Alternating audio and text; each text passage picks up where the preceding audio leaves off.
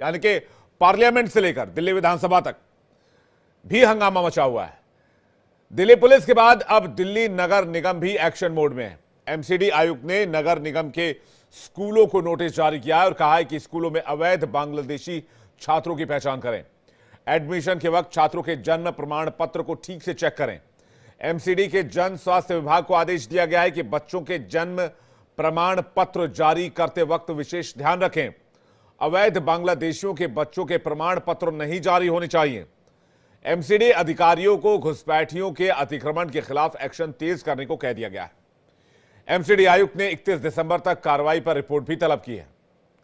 दूसरी तरफ एलजी के आदेश पर दिल्ली पुलिस भी अवैध घुसपैठियों की तलाश के लिए ऑपरेशन चला रही है। झुग्गियों में रहने वाले लोगों के पहचान पत्र चेक किए जा रहे हैं। अवैध प्रवासियों के खिलाफ एक्शन को लेकर दिल्ली में राजनीति भी तेज हो रही है। आम आदमी पार्टी ने बीजेपी पर निशाना साधा और कहा है कि रोहिंग्या के बहाने पूर्वांचल के लोगों पर कार्रवाई की जा रही है। आम आदमी पार्टी सांसद संजय सिंह ने कहा कि बीजेपी पूर्वांचल की झुग्गियों पर बुलडोजर चलाना चाहती है। ये हरदीप पुरी ने 2022 में कहा है कि दिल्ली पुलिस की सुरक्षा 24 घंटे बक्करवाला ईडब्ल्यूएस कॉलोनी में जो बांग्लादेशी और रोहिंग्या को बसा रहे हैं हम लोग, उनको उपलब्ध कराएंगे, उनको सुरक्षा उपलब्ध कराएंगे दिल्ली पुलिस की। ये मैं नहीं कह रहा हूं, केंद्र सरकार के मंत्री हरदीप पुरी जो भारतीय जनता पार्टी के हैं, केंद्र सरकार के मंत्री का ये ट्वीट है। तो अगर तुमको बांग्लादेशी और रोहिंग्या पकड़ना होता, उनको निकालना होता, तो तुम तो बक्करवाला जाते ईडब्ल्यूएस कॉलोनी में, वहां पर कार्रवाई करते। ये आदेश क्यों निकाला अभी ये आदेश क्यों निकाला? हमारे पूर्वांचल के भाइयों का वोट कटवाने के लिए, उनके छोटे छोटे बच्चों को प्रताड़ित करने के लिए। रोहिंग्या और बांग्लादेशियों के बीच दिल्ली की राजनीति गर्म है। बीजेपी और आम आदमी पार्टी एक दूसरे पर हमलावर है। केंद्रीय मंत्री हर्ष मल्होत्रा और आम आदमी पार्टी के नेता प्रियंका कक्कड़ ने भी रिएक्शन दिया। आपको सुनवाते हैं। देखिए, ये बेहद दुखद है कि भाजपा अपनी नकारात्मक राजनीति पर फिर से उतारू है। वो जानबूझ के हमारे पूर्वांचली भाई बहनों को परेशान करने का काम कर रही है। 30 साल 40 साल से जो लोग दिल्ली में रह रहे हैं, जिन्होंने दिल्ली के निर्माण में योगदान किया, जो यहाँ पर जिनके बकायदा वोटर कार्ड बने हुए हैं, जिस वजह से उनको फैसिलिटीज मिलती है, भाजपा चाहती है उन तक ये फैसिलिटीज ना पहुंचे। उनका ये षड्यंत्र है, क्योंकि भाजपा से बेहतर किसको पता है कि रोहिंग्या कहाँ बसाए हैं। आप हरदीप पुरी जी का 17/8/2022 का ट्वीट उठा के देखिए। दिल्ली की जनता का हक मारते रहे हैं इन रोहिंग्यों के कारण। आज ये मुद्दा दिल्ली की जनता में घर कर गया तो इनको याद आ गया। स्कूल में बच्चों का करेंगे, अरे जहां रोहिंग्या बसे हुए हैं वहां पर जाकर के उनको वहां से हटाने का काम करो। तो ये सिर्फ ढकोसला है, कुछ नहीं। इससे पहले दिल्ली की सीएम आतिशी ने रोहिंग्या और अवैध बांग्लादेशियों के मुद्दे पर केंद्र सरकार पर बड़ा हमला बोला था। आतिशी ने कहा था कि दिल्ली ना तो बांग्लादेश और ना ही म्यांमार के बॉर्डर पर है, फिर रोहिंग्या दिल्ली कैसे पहुंचे, बॉर्डर की सुरक्षा किसके पास है। आतिशी ने आरोप लगाया कि दिल्ली में रोहिंग्या को बीजेपी ने बसाया है। उन्होंने केंद्रीय मंत्री हरदीप पुरी का अगस्त 2022 का ट्वीट दिखाया, जिसमें रोहिंग्या को बसाने की बात कही गई। आपको सुनाते हैं। ये ट्वीट बताता है कि बकरवाला में ईडब्ल्यूएस के फ्लैट्स में रोहिंग्या इलीगल इमिग्रेंट्स को बसाना भारतीय जनता पार्टी शासित केंद्र सरकार का एक कॉन्शियस डिसीजन था, एक सोचा समझा फैसला था। उसके बाद हरदीप पुरी जी आगे जाकर ट्वीट करते हैं कि जो लोग इंडिया की रेफ्यूजी पॉलिसी के बारे में झूठ फैला रहे हैं वो लोग गलत हैं। हम रोहिंग्या के साथ खड़े हैं और हम रोहिंग्या लोगों को हर संभव सुविधा देंगे। इस मुद्दे पर डिबेट करने के लिए दो बेहद खास मेहमान इस वक्त हमारे साथ जुड़े हुए हैं। इस वक्त दिल्ली पुलिस के पूर्व अधिकारी एल.एन. राव साहब हमारे साथ जुड़े हुए हैं और बीजेपी से प्रवक्ता मुकेश त्यागी इस वक्त हमारे साथ जुड़े हुए हैं। मुकेश त्यागी जी, ये जो बात आम आदमी पार्टी की तरफ से कही जा रही है कि भाई हरदीप पुरी जी ने ट्वीट किया था 2022 में, ईडब्ल्यूएस कॉलोनी में जगह देने की बात कही थी, सिक्योरिटी की बात कही थी, लेकिन आज उन्हीं को बांग्लादेशी और रोहिंग्या घुसपैठ कहा जा रहा है। मुकेश त्यागी जी। देखिए, मैंने अभी ढंग से ये ट्वीट पढ़ा नहीं है, जी। लेकिन मैं इसके विश्लेषण करूंगा। लेकिन मुद्दे की बात पे आप आइए। मुद्दा ये है कि चुनाव लिस्ट पे जो एलिगेशन लगाया भारतीय आप पार्टी ने कि भारतीय जनता पार्टी ने 11,018 वोट्स के डिलीशन की रिक्वेस्ट जो है इलेक्शन कमीशन को भेजी है, ये इनका सबसे बड़ा एलिगेशन है। और अभी इन्होंने इसको ट्विस्ट मारा है कि पूर्वांचलियों को, जिनको हम उनकी लिस्ट हटवा रहे हैं, वो 40 से 50 साल रह रहे हैं। ये इन्होंने एक नया ट्विस्ट मारा है। अब इससे पहले आपको डिबेट पे याद होगा, शायद मैं आपके साथ ही डिबेट कर रहा था, हमने कहा था कि भाई 478 या कुछ ऐसे नंबर हैं जिसकी डिलीशन की बात की गई, क्योंकि वो व्यक्ति या तो मर गए हैं, यहाँ से जो है कहीं और शिफ्ट कर गए हैं। उसके बाद इनके प्रियंका जी ने किसी चैनल पे ये भी बोला था कि हम कुछ दिनों के बाद इसका दूध का दूध पानी का पानी कर देंगे, हमारा शोध चल रहा है, हम इन्वेस्टिगेट कर रहे हैं और हम बता देंगे कितना गलत इसका कार्यवाही हुई है। तो सबसे पहले तो ये इस प्रकार के लांछन लगाना बंद कर दें। इलेक्शन कमीशन को लगातार ये लोग रौनते रहते हैं, गाली देते रहते हैं। जब खुद चुनाव जीत जाते हैं तो वहां पे चुप्पी साध जाते हैं। दिल्ली में 2 बार असेंबली के चुनाव ये जीते हैं और भारी बहुमत से जीते हैं। उसके बाद जब इन हारते हैं, अब इनको लग रहा है कि इनका हार जो है इस बार निश्चित है। दिल्ली की जनता इनको उखाड़ फेंकने के लिए बिल्कुल दिमाग बना चुकी है। अब इस प्रकार के अरब गरब बयान लगा रहे हैं। और अगर मैं कह रहा हूं कि हमने मान लीजिए 11,000 लोगों का लिस्ट भी दिया है, शादरा में कुल मिलाकर के 9.58 करोड़ जो है लाख वोटर्स है, उसका कुल मिलाकर के बहुत ही छोटा मिनिस्क्यूल परसेंटेज है। तो उसको लेकर के आप इतना बड़ा हंगामा कर रही हैं आप, क्योंकि चुनाव हार रही हैं आप। इलेक्शन कमीशन में इतना आसानी से वोटर लिस्ट ना तो डिलीट होती है ना इंक्लूड होती है, उसका बाकायदा BLO होते हैं जो बूथ लेवल ऑफिसर्स होते हैं, फिर BLA होते हैं, उनके द्वारा सर्वेक्षण किया जाता है। और अगर आपको लगता है कि वहां पे कुछ त्रुटि हुई है तो आप उनका एविडेंस देकर के इलेक्शन कमीशन के पास जाइए। अगर वो मना करते हैं तो आप कोर्ट के अंदर जाकर के उसको चैलेंज कर दीजिए। आप तो पूरा इलेक्शन की प्रक्रिया को चैलेंज कर सकती हैं। कोर्ट में ना जा करके ये यहाँ पर आकर के टीवी चैनल्स में, और उधर केजरीवाल जी चिल्ला रहे हैं। अभी देखिए MCD ने एक कोई शायद सर्कुलर निकाला है उसको लेकर कि साहब जो बच्चे रोहिंग्या के हैं वो जो हैं उनको आइडेंटिफाई किया जाए और उनको जो है उनके बर्थ सर्टिफिकेट। अब पता नहीं है कि कौन इसके पीछे क्या साजिश चल रही है। तो इसको लेकर के केजरीवाल बहुत सक्रिय है और उनको चुनाव हारने हैं। यही कारण है कि आज इस प्रकार के अरल गरल बयान जो हैं उनके तमाम। नहीं, लेकिन आपको क्या लगता है, आप अगर कह रहे हैं कि आम आदमी पार्टी ने इसको ट्विस्ट दे दिया है और कह रहे हैं कि भाई पूर्वांचलियों को घुसपैठिया और बांग्लादेशी और रोहिंग्या कह रहे हैं, क्यों ऐसा लगता है आपको? आप कैसी बातें कर रहे हैं? मनोज तिवारी, जो मैं समझता हूँ जबकि सारे सांसदों का नंबर कट गया था, मनोज तिवारी जी ने चुनाव लड़ा पार्लियामेंट का, वो आप समझ सकते हैं कि उनका हित उस पर निर्धारित नहीं है। उनके पूर्वांचली वोटर उनके हैं। अब छठ पूजा पे देखिए इनकी क्या है, यमुना पे छठ पूजा करने के लिए बेचारे पूर्वांचली तैयार नहीं हो पाते क्योंकि वहां पे गंदगी इतनी है। यमुना को साफ करने की जिम्मेदारी किसने ली थी, मुझे आप ये बताइए। तो हम लोग अपने ही कब्र खोदेंगे अगर पूर्वांचलियों को वहां से हटाएंगे। वो हमारे कमिटेड वोटर्स हैं, मनोज तिवारी को वो जिताते हैं। तो ये इस प्रकार की, फिर वही मैं कह रहा हूं कि इनके पास कोई प्रमाण नहीं है, ना इनके पास कोई ऐसा ठोस एविडेंस है कि जिसके आधार पर ये बोल सकें कि साहब हम इनको पूर्वांचलों को रोहिंग्या से कन्फर्म कर रहे हैं। तो इस प्रकार की बातें करना बंद करें, चुनाव में अपना फोकस करें। हारने वाले हैं इस बार, कोई ताकत इनको नहीं जिता सकती। मैं आज आपके माध्यम से बोल रहा हूं। ठीक है, राजनीतिक विश्लेषक और हिस्टोरियन प्रोफेसर कपिल कुमार जी हमारे साथ आ चुके हैं। एलन राव साहब भी हमारे साथ लगातार जुड़े हुए हैं। सिद्धांत शर्मा भी हमारे साथ आम आदमी पार्टी की तरफ से जुड़ रहे हैं। सिद्धांत शर्मा जी, स्वागत है आपका इंडिया डेली के पैनल पर। प्रोफेसर कपिल कुमार जी, आपका बहुत बहुत स्वागत है। सवाल इस बात को लेकर है कि भाई पूर्वांचलियों को कौन घुसपैठिया कह रहा है, या घुसपैठियों को आप लोग वोटर का दर्जा देकर अपना वोट बैंक बना रहे हैं? सिद्धांत शर्मा जी।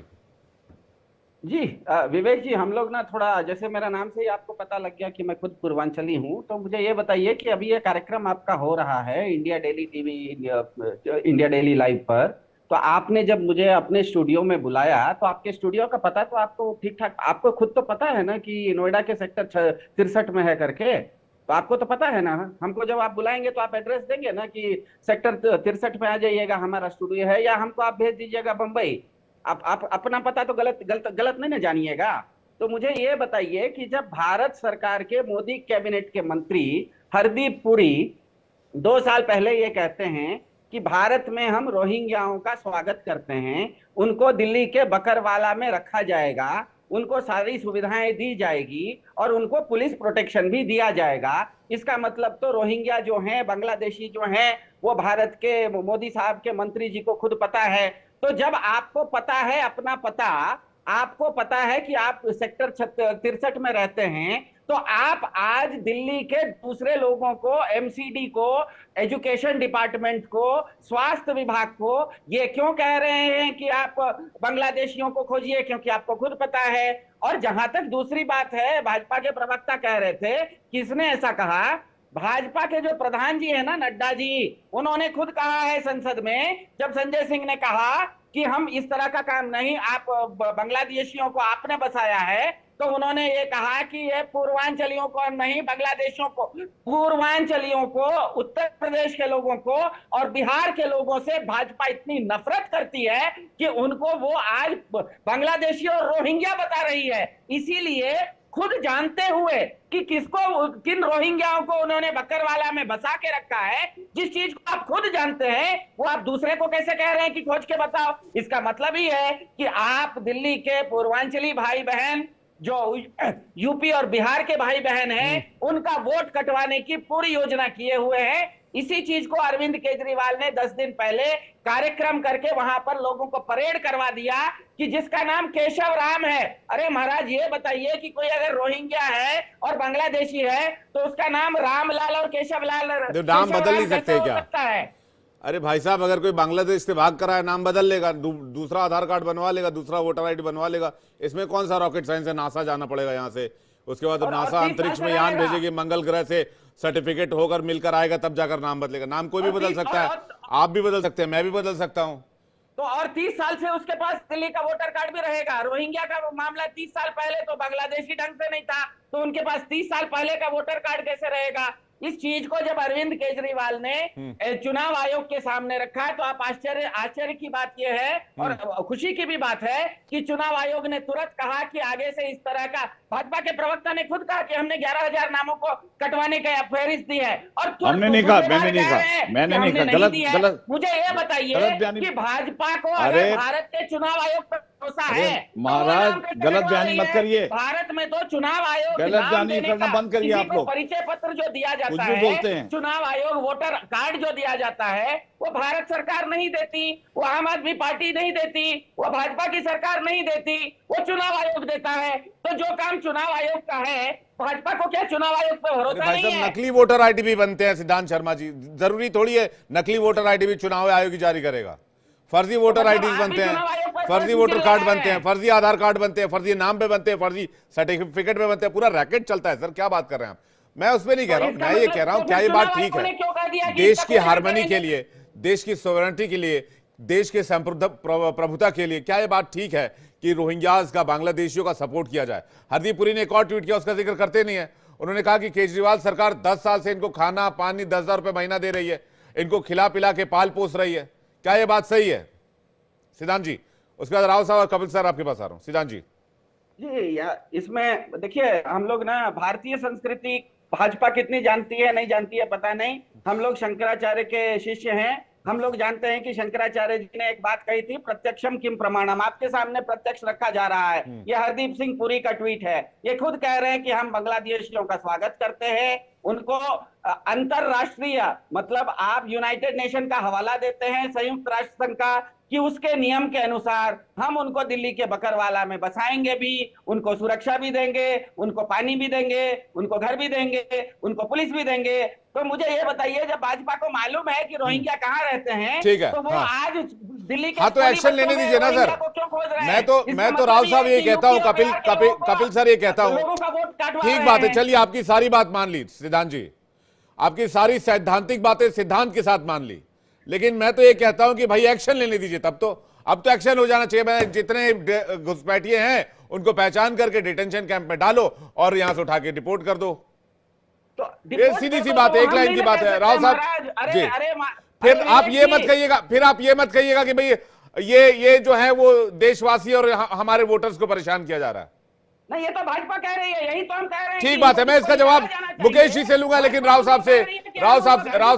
साहब ने दिल्ली में काफी सर्व किया है। एक सेकंड, ठीक है, सिद्धांत भाई आ रहा हूं, सिद्धांत भाई मैं आ रहा हूं। सुन ला भाई, हमनी सभी पूर्वांचले के बा सुना था नहीं, राव साहब, ये जो इंट्रूडर्स की बात हो रही है, एक तो शरणार्थी पता नहीं क्यों कहते हैं, मैं तो समझ नहीं पाता, मैं तो इंट्रूडर्स कहता हूं। आपने तो दिल्ली में काफी काम किया है, आपने ये चीजें बहुत करीब से देखी होंगी, तो क्या ये बात आपको समझ में आती है कि बहुत प्लानिंग के तहत इंट्रूडर्स को यहां का वोटर बनाया गया है?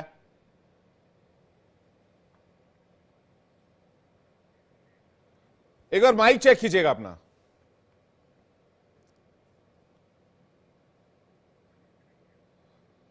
राव साहब एक बार माइक अनम्यूट कीजिएगा, आपकी आवाज नहीं आ रही है। आपका माइक थोड़ा चेक कीजिएगा, माइक।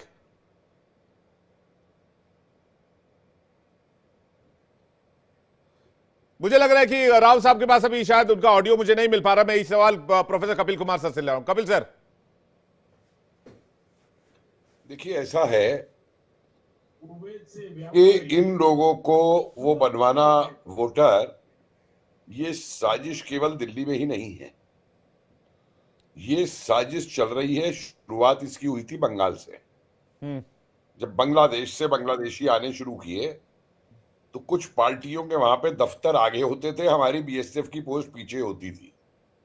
उनका राशन कार्ड पहले बना हुआ होता था, उनका बाद में इधर वो होता था। आपने एक सवाल इनसे पूछा, ये बड़े बड़े पढ़े लिखे लोग हैं। इंट्रूडर, माइग्रेंट और रिफ्यूजी, ये तीन अंग्रेजी के अलग अलग शब्द हैं। अगर आप रिफ्यूजी तब उसको कहेंगे जब आप अगर वहां प्रताड़ित हुए और हमारे देश के अंदर घुसे तो आपने जाके बीएसएफ या पुलिस की पोस्ट के ऊपर कहा कि भाई मैं यहां पे रिफ्यूज लेने आया हूं, मुझे रिफ्यूजी स्टेटस दे दिया जाए। ये नहीं होगा कि आप देश में कहीं भी घुस गए घुसपैठिए की तरीके से, और जब पकड़े गए आप तो आप कहे मैं रिफ्यूजी हूं। ये फर्क इनको समझना चाहिए सबको। और मैं ना बीजेपी की बात कर रहा हूं, ना मैं बात कर रहा हूं किसी पार्टी की। मैं सिर्फ देश की सुरक्षा और देश के हित को देखते हुए बात कर रहा हूं। मुझे एक बात बताइए, कभी इन आप वालों ने सोचा है कि रोहिंग्या जो थे जम्मू तक कैसे पहुंच गए? उनको जम्मू तक का रास्ता कैसे मालूम हो गया? जम्मू के कैंटोनमेंट में क्यों उनको पीछे बिठा दिया गया?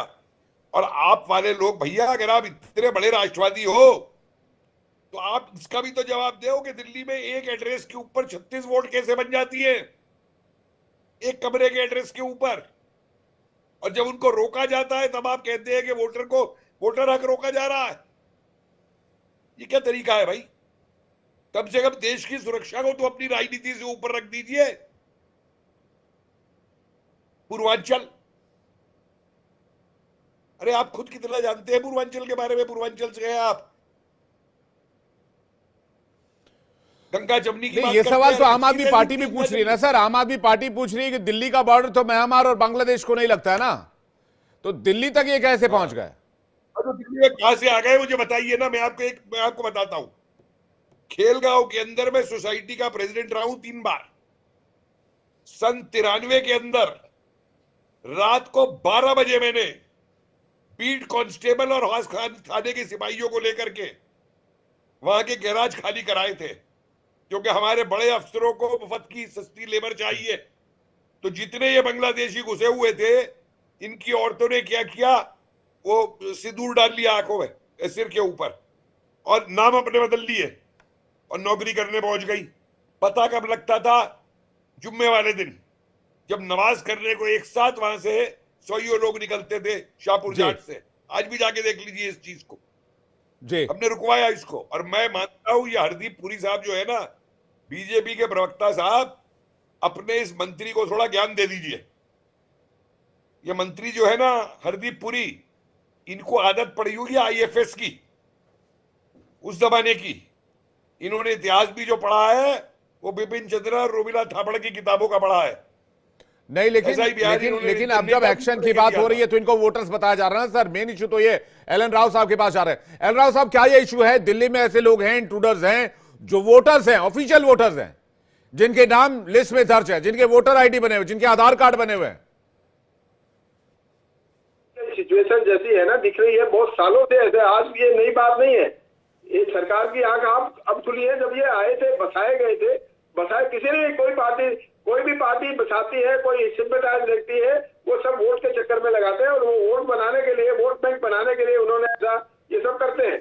अभी इसकी ये डेफिनेट बात है कि बहुत से लोग इलीगल इमिग्रेंट हैं दिल्ली में, लेकिन वो कब से आए, कैसे आए, गलत नाम से बदला है, उनके पेपर्स कैसे बने, उनके आधार कार्ड और वोटर कार्ड कैसे बने, वोटर लिस्ट में नाम कैसे आया, ये सब चीजें जांच करने की जरूरत है। वो एलजी साहब ने अभी कहा है कि जांच शुरू की जाए, दिल्ली पुलिस उसकी जांच कर रही है और करना चाहिए। और ऐसे आदमी जो दिल्ली के जो जेन्युइन नागरिक है उनका हक छीन रही है, मतलब है उनका पानी, उनका बिजली, उनका सैनिटेशन, उनका स्वास्थ्य, सब चीजें उनका जो है दिल्ली वालों को मिलना चाहिए। जो एक्चुअल में दिल्ली निवासी हैं उनका ना मिलके बाहर के आदमी आकर ये सारा डिस्टर्ब कर रहे हैं। ये सरकार की जो पहले, बहुत पहले सोच लेना चाहिए था, अभी जो अभी ऑर्डर किया एलजी साहब ने, ये पहले से सोचना चाहिए था। इसमें कोई दो राय नहीं है कि पॉलिटिकल पार्टीज ऐसे लोगों को बसाती है, कोई भी है, मैं किसी पार्टी का नाम लेता, सब लोग इसमें अपने वोट की राजनीति ढूंढते हैं, वोट कैसे मिले उनको ये देखते हैं। लार्जर इंटरेस्ट में हमें अपनी सेफ्टी, सिक्योरिटी और संप्रभुता, जो सॉवरेनिटी हमारी देश की, उसको देखना चाहिए। ये रोहिंग्या से, बांग्लादेश से आ कैसे गए हमारे इंडिया में, ये बात भी बहुत सोचने वाली बात है। बॉर्डर पार करके आए तो वहां पे चेक क्यों नहीं किया गया? दिक्कत राव साहब ये है कि अब कार्रवाई अगर होगी तो कहा जाएगा कि भाई वोटर्स को डराया जा रहा है। नहीं, ये जो कार्रवाई होनी चाहिए, इसमें वोट बैंक का कोई मतलब मैं समझता नहीं हूँ कि देखिए कार्रवाई करनी चाहिए और इनके वोट काटने चाहिए। अगर ये आइडेंटिफाई हो गए कि ये आदमी बाहर के हैं, रोहिंग्या है, दिल्ली में वोटर कार्ड इनके जाली कागज बने हैं, तो डेफिनेटली इनकी वोट बैंक को लिस्ट से निकाल देना चाहिए। जब वोट निकल जाएगा तब उसके बाद कौन सी पार्टी क्या कहेगी, देख लेंगे, जो भी कुछ होगा। और कहती रहे, लेकिन हमारे लिए हमें अपनी सुरक्षा सर्वोपरि है। क्राइम बढ़ रहा है रोहिंग्या और बांग्लादेशियों की वजह से, इसमें कोई डाउट नहीं है। ये लोग क्या क्या क्राइम कर देते हैं। आप लोग अगर क्राइम के एनालिसिस करें, आप एनसीआरबी का डाटा देखें, दिल्ली का डाटा देखें, तो पता लगेगा कि कितने लोग कितने क्राइम में इन्वॉल्व हैं। मैक्सिमम जो क्राइम में राइज हुआ है वही लोगों की वजह से हुआ है, पैटी क्राइम हो चाहे दूसरा बड़ा क्राइम हो। तो ये सब चीजें हमें, ठीक है, त्यागी जी के पास, सिद्धांत जी के पास जा रहा हूं। त्यागी जी, आप जब देखिए सवाल क्यों उठता है, सवाल इसलिए उठता है क्योंकि एक से कपिल सर में आ रहा हूं, उसके बाद सवाल इसलिए उठता है त्यागी जी क्योंकि अभी तक घुसपैठियों की बात, बांग्लादेशियों की बात नहीं हो रही थी। हो सकता है कि बांग्लादेश में माहौल खराब हुआ तो बांग्लादेशियों और घुसपैठियों की बात होने लगी। तो दिल्ली के अंदर आम आदमी पार्टी ये कह रही है कि दिल्ली का बॉर्डर ना तो म्यांमार को लगता है ना बांग्लादेश को लगता है, तो दिल्ली तक ये लोग आए कैसे, कश्मीर में ये लोग कैसे पहुंचे, देश के दूसरे स्टेट्स में कैसे पहुंचे। और जब दिल्ली में इलेक्शंस की बात हो रही है तो फिर सही वोटर्स को ढूंढने की प्रक्रिया शुरू हुई है। इसमें आम आदमी पार्टी ये कह रही है कि आप उनके वोटर्स के नाम काट रहे हैं, वोट बैंक में काटछाट की वोटर लिस्ट में काटछाट की जा रही है। मुकेश त्यागी जी, एक मिनट, मुझे मेहदी हसन साहब की गजल याद आ रही है, जिस प्रकार जो हाल इस समय आप पार्टी का है, आप से तुम फिर तू के उनवा हो गए। ये बहुत जल्दी यहाँ से खिसकने वाले हैं और अरल गरल बयान लगा रहे हैं। मैंने कब कहा कि 11,000 वोट हमने कहा है कि साहब हटा दीजिए, ये बिल्कुल आप बेसलेस एलिगेशन मुझ पर लगा रहे हैं। मैंने कहा कि आपने कहा कि हमारे किसी व्यक्ति ने 11,080 लोगों का नाम भेजा कि इनका हटा देना चाहिए। क्या इलेक्शन कमीशन ने उनको हटा दिया? या इलेक्शन कमीशन हमारे अंडर में कोई आदमी लिख के भेज देता है तो उसका मतलब ये हो गया वो हमारे आधिकारिक एप्लीकेशन हो गई है? तो इस प्रकार की बचकाने बातें करना बंद करिए, ठोस बातें करना करिए, गंभीर बात करिए। तो दूसरा मैं ये कह रहा हूं कि बॉर्डर का इशू नहीं होता। देखिए बॉर्डर तो बंगाल से ममता बनर्जी किस प्रकार से तुष्टिकरण कर रही है, वहां पे उनके झूठे वोटर कार्ड दिए जा रहे हैं। देश के अंदर जब कोई घुस जाता है और उसके पास एक डॉक्यूमेंट आ जाता है तो पुलिस तो वही चेक करेगी। तो ममता बनर्जी जो है लगातार उनको वहां पर बंगाल में उनको आधार कार्ड, उनको पैन कार्ड, उनके तमाम राशन कार्ड, इस प्रकार के जो डॉक्यूमेंट्स उनको दे रही है, तो वहां से धीरे धीरे खिसकते दिल्ली, जम्मू। तो उसमें मुझे ये बताइए कि कभी भी आप पार्टी ने या कांग्रेस ने कभी भी इस बात का आलोचना करी जब एनआरसी हुई थी तो किस प्रकार से ये लोग नेशनल रजिस्टर के खिलाफ इन्होंने आवाज उठाई, किस प्रकार से इन्होंने सीए के खिलाफ आवाज उठाई। पूरे कई महीने दिल्ली को जो है इन्होंने पैरालाइज करके रख दिया। उसमें आप आगे बढ़ चढ़ करके, उनका तो एक्टिव रोल था उस पूरे प्रोटेस्ट। मैं इसका जवाब सिद्धांत शर्मा से ले लूंगा, लेकिन मेरा सवाल मुकेश त्यागी जी ये नहीं है। मेरा सवाल ये है कि चुनाव के वक्त ही ऐसे मुद्दे क्यों उठाए जाते हैं? अगर देश की संप्रभुता की चिंता है, देश की अखंडता की चिंता है, तो ऐसे मुद्दों पे तो बहुत बारीकी से काम होना चाहिए। आपने बेशक बात एनआरसी की, लेकिन आपने अभी झारखंड चुनाव देखा, वहां पर भी घुसपैठियों का मुद्दा उठाया गया, लेकिन वो मुद्दा झारखंड का आज का नहीं है, वो 30-40 सालों से है इसी तरह दिल्ली का भी मामला 30-40 सालों से है, मुद्दा आज उठाया जा रहा है। इस पर जल्दी से आपका जवाब, फिर मैं सिद्धांत जी के पास जा रहा हूं आपके सवालों मैं 2 चीज बोल रहा हूं। मैं सैद्धांतिक रूप से आपसे बिल्कुल एग्री करता हूं। आप कांग्रेस वाले बोले कि हमें उन्हें चिन्हित करना चाहिए, आइडेंटिफाई करना चाहिए और उनको डिटेंशन सेंटर में भेज देना चाहिए, एक आवाज में बोले, क्योंकि ये देश की सुरक्षा का सवाल है। ये बोलते एक आवाज में, ये तो सिर्फ आलोचना करने लगते हैं। दूसरा, पूर्वांचल का इन्होंने जो नया ट्विस्ट मारा है, अरे किस बार की बातें कर रहे हैं? पूर्वांचल को हम जो है मतलब रोहिंग्या बनाएंगे। हमारी राजनीति इतनी कमजोर नहीं है, हम इसीलिए आज तीसरी बार मोदी जी सरकार में आए हैं और इसीलिए महाराष्ट्र और जो है हरियाणा में हमारी सरकार जीती है। अगर इस प्रकार की छिछोरी और ये सड़क छाप राजनीति है जैसे आप लोग करने लगे तो हमारा राष्ट्रीय अस्तित्व खत्म हो जाएगा। तो आप इस प्रकार की बातें करना बंद करिए, ठोस बातें करना शुरू करिए। सिद्धांत शर्मा जी, उसका राव साहब और कपिल सर आपके पास आ रहा हूं। सिद्धांत शर्मा जी, विवेक जी, परसों ना विराट कोहली 5 रन पर ऑस्ट्रेलिया में आउट हो गए। कोई सवाल पूछा कि क्यों कम रन बनाया तो बोला पृथ्वी शॉ के जाके पूछो, तो पृथ्वी शॉ तो मैच ही नहीं खेल रहा था। तो रोहिंग्या अगर विदेश से भारत के अंदर घुसते हैं और भाजपा के प्रवक्ता कहते हैं कि बॉर्डर का इशू कुछ है ही नहीं, राष्ट्रीय सुरक्षा के नाम पर आने वाली पार्टी कहती है कि बॉर्डर का जिम्मेदारी हमारी नहीं है। वो खुद उनके हरदीप पुरी जी कहते हैं कि बक्करवाला में उन्होंने रोहिंग्याओं को बसाया है और वो हमको पूछते हैं कि रोहिंग्याओं को निकालने की बात करें। यहाँ बात करने की बात नहीं है, निकालने की बात है। जबानी जमा खर्च की बात नहीं है, यहाँ पर ताल देने की बात नहीं है, गाना नहीं गाना है। रोहिंग्या हरदीप पुरी जी के अनुसार दिल्ली के बकरवाला में भाजपा ने रखवाया है। उन लोगों को अरे हरदीप पुरी तो भाजपा को करना है। भाजपा अरे को आप आइडेंटिफाई करिए। विराट कोहली 0 पर आउट हो रहा है तो विनोद कांबली को सवाल पूछेगा। विनोद कांबली अरे आप बैठा हुआ है तो भाजपा को ना, और जब फंस गए तो कहते हैं कि नहीं हम तो ये सारे लोग जो पूर्वांचली है, जो उत्तर प्रदेश के, ये सब रोहिंग्या है, ये हम नहीं कह रहे, ये भाजपा के ही नड्डा जी कह रहे हैं। जबकि उन लोगों को दिखा दिया गया है, 11-11 हजार लोगों को दिखा दिया गया है कि ये लोग पूर्वांचल से आए हुए भाई बहन है, ये लोग यूपी से आए हुए हैं, 30-30 साल से रहते हैं, 3-3 पीढ़ियां रहती है उनको, जो पूर्वांचलियों को। और हम ये नहीं कह रहे हैं विवेक जी कि हमारे वोटर है। 1 मिनट बोलूंगा, 1 मिनट बोलूंगा बस। विवेक जी, हमने हमारा कब अधिकारी मंत्रा काहे बन रहे हैं? अरे भारतीय संस्कृति में ना 2 ढंग के लोग बात कर रहे हैं, तो बीच में बोलने वाला मंत्रा बन जाता है। सिद्धांत भाई, उनको काउंटर करने का मौका तो दीजिएगा। सिद्धांत जी, उनको काउंटर करने का मौका भी दीजिए। राव साहब भी कुछ कहना चाह रहे थे, जल्दी से मुकेश जी। मैं एक लाइन बोलूंगा बस। हमने कब आधिकारिक रूप से कहा कि 11,018 वोटर जो है वो हमारी आधिकारिक सूची है? कब कहा हमने? हम तो 407। अरे भाई साहब, सिद्धांत जी खुल के कह रहे हैं भाई, जो रोहिंग्या उसको निकाल लीजिए दिल्ली से, जो बांग्लादेशी उनको निकाल दीजिए दिल्ली से। राव साहब कुछ कहना चाहते हो? कपिल सर आपके पास आ रहा हूं। राव साहब, चुनाव आयोग को दिया है।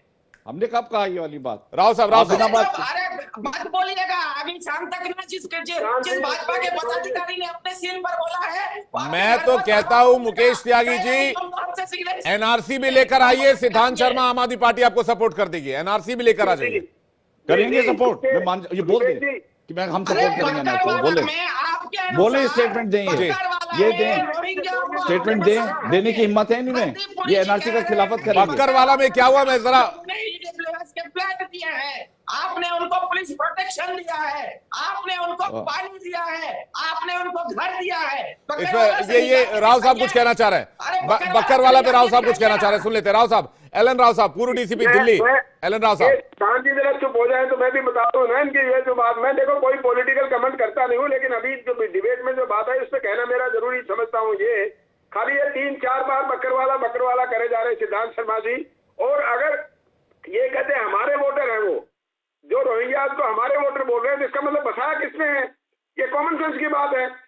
अरे वोटर अपने कह रहे थे हमारे वोटर काट रहे हैं, ये तो गलत है ना। तो ये, और दूसरी बात ये है कि आए दिल्ली तक कैसे, उसका जवाब मैं बताता हूँ। दिल्ली तक आने में वहां पे बांग्लादेश जो हमारी वेस्ट बंगाल सरकार है उनका हैंड रोल लगता है, क्योंकि मैं इंटेलिजेंस एजेंसी की भी मैं बातें सुनता रहता हूँ।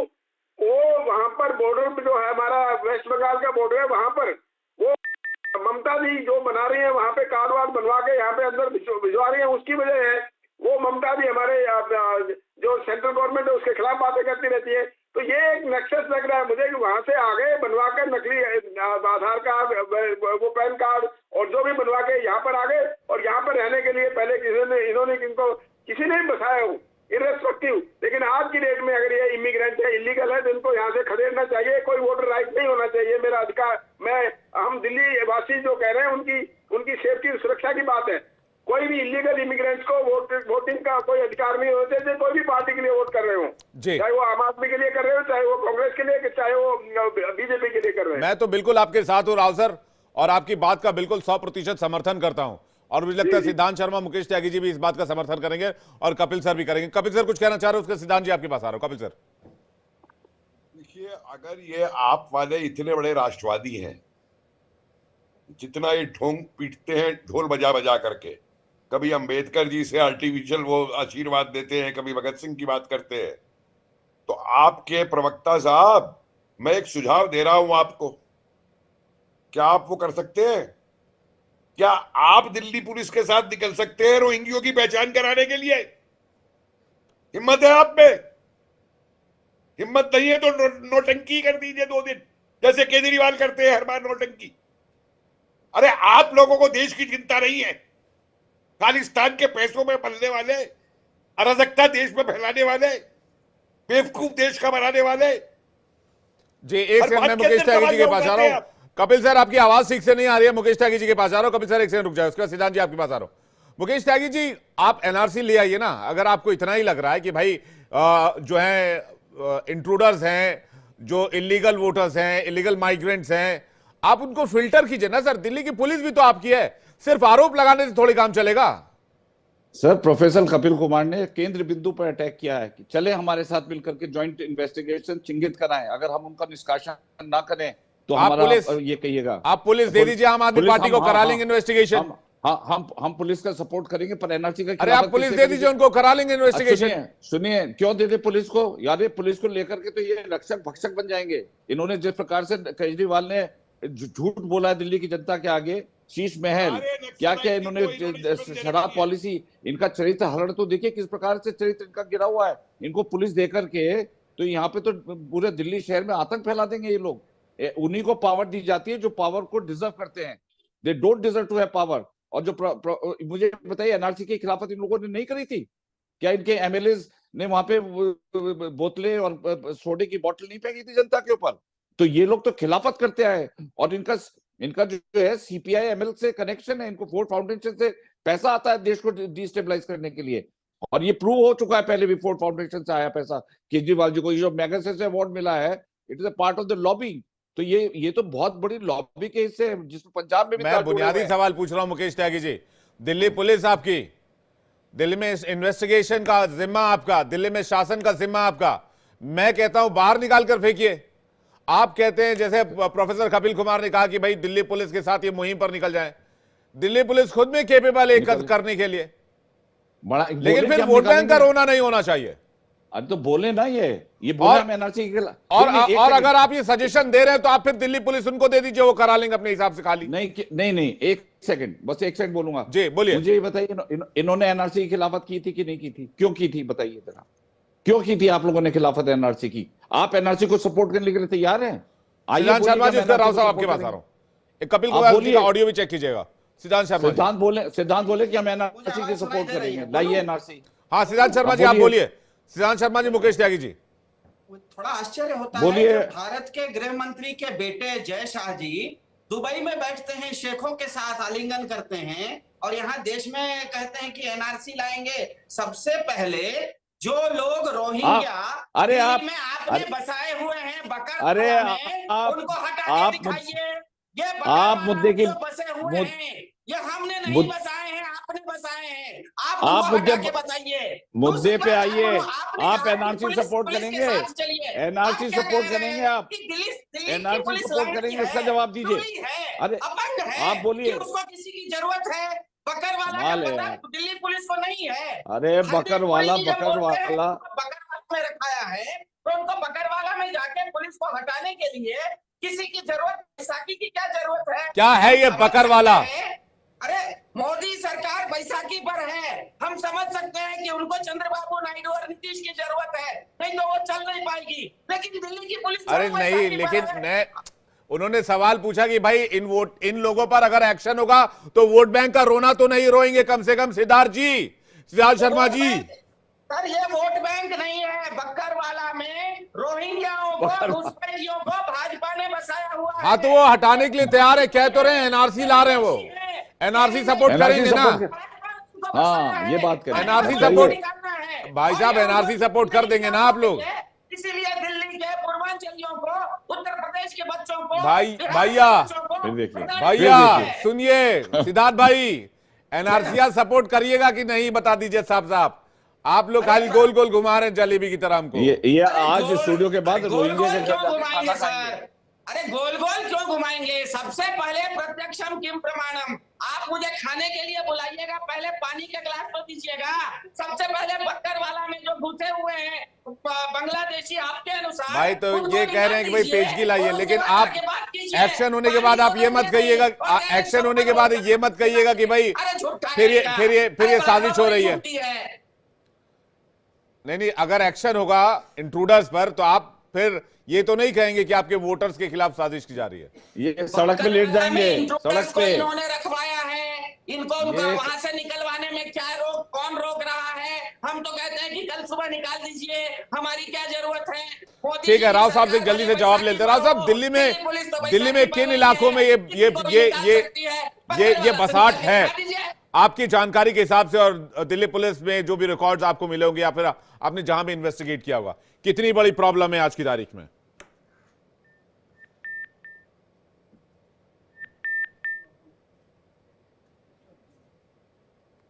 जी ठीक है सर, राव साहब की मुझे लगता है राव साहब की आवाज नहीं आ रही। मुकेश त्यागी जी जल्दी से। नहीं, मैं यही कह रहा हूं कि जब एनआरसी का मुद्दा आएगा, आप ये देखिएगा सबसे मुखर होकर के उसका आज खिलाफत करने वाले हैं ये आप पार्टी। अभी इनकी आवाज, इनकी दही जम गई है। अब बोल नहीं रहे कि हम खुल के एनआरसी को सपोर्ट करेंगे। बोलिए आप स्टूडियो के माध्यम से कि आप खुल के एनआरसी को सपोर्ट करेंगे। समर्थन करते हैं। बोलिए, एक लाइन बोलिए। ये बकरवाल का बकवास बंद करिए। भाजपा ने बसाया है उनको। ठीक है कपिल सर, 10 सेकंड जल्दी से। कपिल सर का wind up remark. Kapil sir इस मामले पर राजनीति क्यों हो रही? कपिल सर, तो छोटी सी बातें कहनी है जी सर। पहली बात तो ये कि जहां जहां ये पकड़े जाए रोहिंग्या, हाँ, तो जिन लोगों ने, अफसरों ने इनके कागज बनाने में या गवर्नमेंट सरकारी उन्होंने मदद की है, उन पे भी एक्शन लिया जाए, उसको ना छोड़ा जाए, चाहे किसी भी राज्य में हो। और दूसरी बात मुझे ये कहनी है आप वालों से कि श्रीमान जी, हाँ, जनता बेवकूफ नहीं है, आपकी नौटंकी और स्यापा मत करिए। अगर आप देश हित में हैं, मैं तो कहता हूं सर एक नेशनल टीम बना देनी चाहिए जो इस पूरे इंट्रूडर्स के मामले को पैन इंडिया इन्वेस्टिगेट करने के लिए टीम बने, और उतनी उनकी ताकत भी उतनी ही हो। एलन राव साहब।